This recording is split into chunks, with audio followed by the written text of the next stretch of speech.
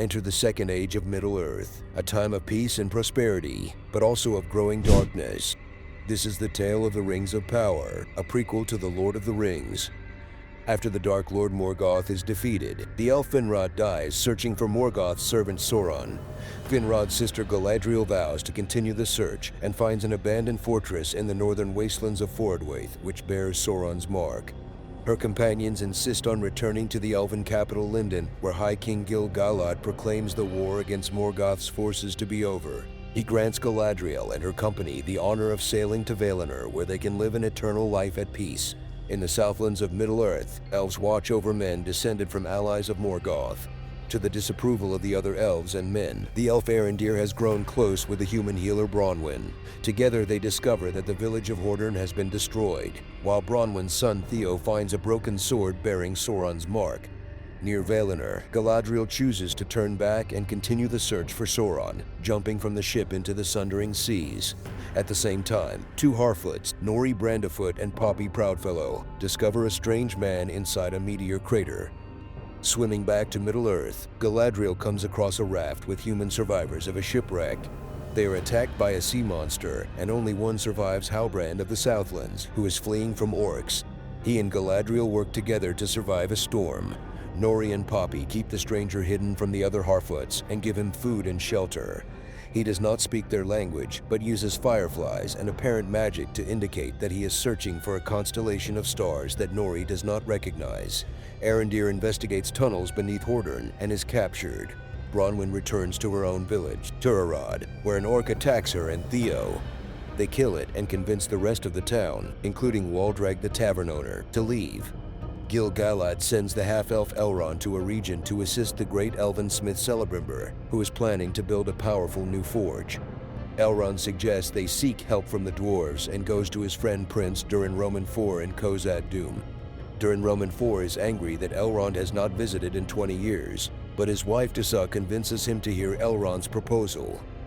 Galadriel and Halbrand are picked up by a ship captained by Elendil. He takes them to Numenor, an island kingdom ruled by men descended from Elrond's brother Elros. Relations between the island and the elves have grown strained, and Queen Regent Miriel denies Galadriel's request for a ship back to Middle-earth.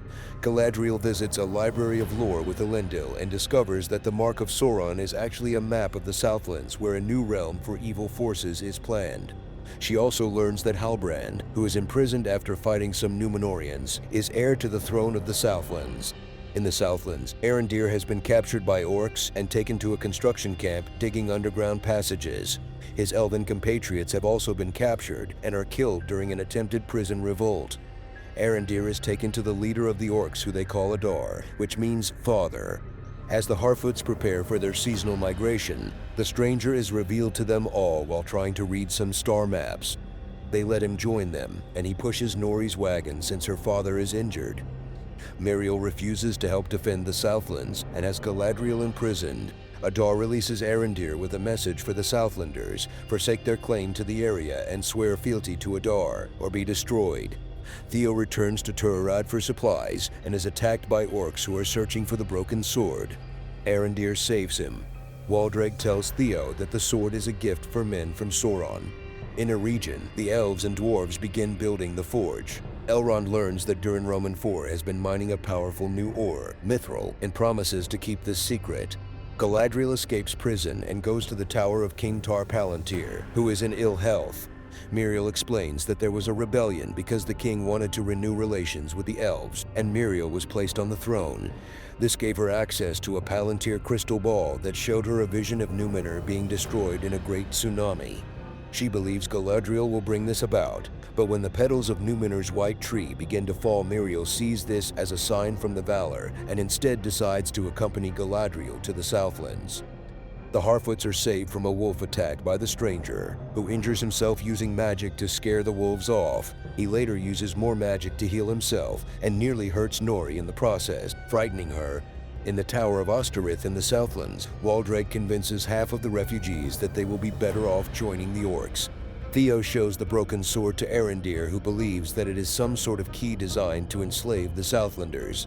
In Lindon, Gil-galad reveals to Elrond that he knows of the existence of mithril and believes it can counteract the fading power of the elves in Middle-earth.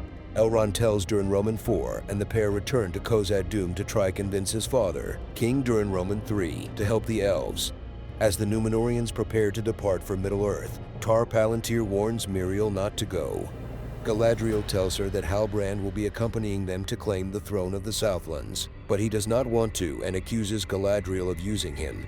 Galadriel later apologizes and opens up to him, and Halbrand eventually agrees to go. Númenor's ships depart for the Southlands. Adar and his orcs find Ostirith abandoned, but this is a trap and Arondir collapses the tower on them. He and the refugees return to Turara to prepare for the next assault, while Galadriel, Halbrand, and the Númenóreans make their way towards the Southlands. Arondir is unable to destroy the broken sword and hides it instead.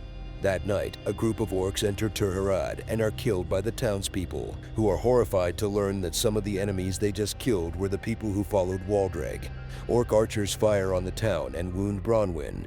Adar arrives and Theo reveals the location of the broken sword to save Bronwyn's life. Adar attempts to flee as the Númenóreans arrive on horseback and kill or capture the remaining orcs. Galadriel and Halbrand capture Adar and interrogate him. Halbrand is hailed as the king of the Southlands. Theo realizes that the broken sword is missing. Waldreg has it and uses it to unlock a dam beside Ostirith, sending water through the orcs' tunnels and into a lava chamber beneath the mountain Orodruin. The resulting eruption covers the Southlands. Galadriel wakes up, covered in ash and surrounded by fire, and finds Theo. Miriel loses her eyesight, and Elendil's son Isildur is presumed dead. The Harfoots arrive at their destination, an orchard that has been destroyed by the nearby volcano. The stranger attempts to fix it, but endangers Nori and her sister. Scared, the Harfoots send him away, only to find the orchard regrown the next day. A trio of mysterious women arrive in search of the stranger and destroy the Harfoots' caravans when Nori attempts to misdirect them. Galadriel and Theo are reunited with Bronwyn, Arondir, and a gravely injured Halbrand. Galadriel takes him to receive Elvish medicine while the Númenóreans depart on their ships. Miriel vows to return for revenge. Meanwhile, Elrond and Durin-Roman IV fail to convince Durin-Roman III to help the Elves. They are caught mining mithril in secret and Elrond is banished, taking a small piece of mithril with him. Durin-Roman IV is stripped of his royal status and Durin-Roman III seals the mine. Unbeknownst to them all, a Balrog lies deep below the mine. The Southlands, now a land of orcs, is renamed Mordor. The three women find the stranger and tell him that he is Sauron. Galadriel and Halbrand arrive in a region, and the latter receives medical attention. As he recovers, he grows interested in Celebrimbor's work and suggests a way to create a small object with Elrond's mithril. Miriel and Elendil return to Númenor to learn that Tar Palantir has died. The Harfoots find the stranger and attempt to rescue him from the women. The stranger, receiving encouragement from Nori, uses magic to banish the women to the unseen world. Regaining some of his memories, he explains to Nori that he is a wizard and needs to travel east to the land of Rhûn. Nori decides to go with him.